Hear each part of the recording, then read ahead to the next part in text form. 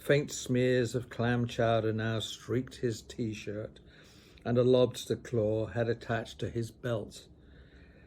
As he struggled through the tightly packed tables and clutching hands, his head spinning with cheap champagne, he knew his cool was blown, and he wished he was dead. About 1,000,000 years later, and feeling like he had just traversed all the labyrinths of the ancient world, and feeling horribly famous to boot, he arrived at her table. The entire restaurant, diners, waiters, busboys, all stared hungrily. The rock star and the hot babe. It was so obvious that they were a couple, a beautiful couple in fact, meat for the front page of the Sun. Forks suspended in midair in front of open mouths,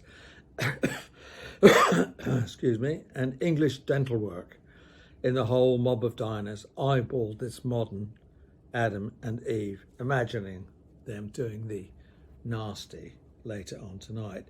He stood there for a few seconds as the perfect opening line came. As the opening perfect line, I just came in for some fish and chips, tried to escape from his brain, but now, slightly scrambled by the trek across the dining room, it came out as, I just came in for love some chish and fips, would you?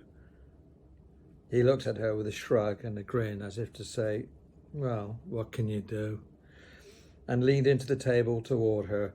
She gazed up into his face, her lovely eyes reflecting the dazzling blues and whites of the dining room, and then brightly popped out, "Oh, here's Barclay."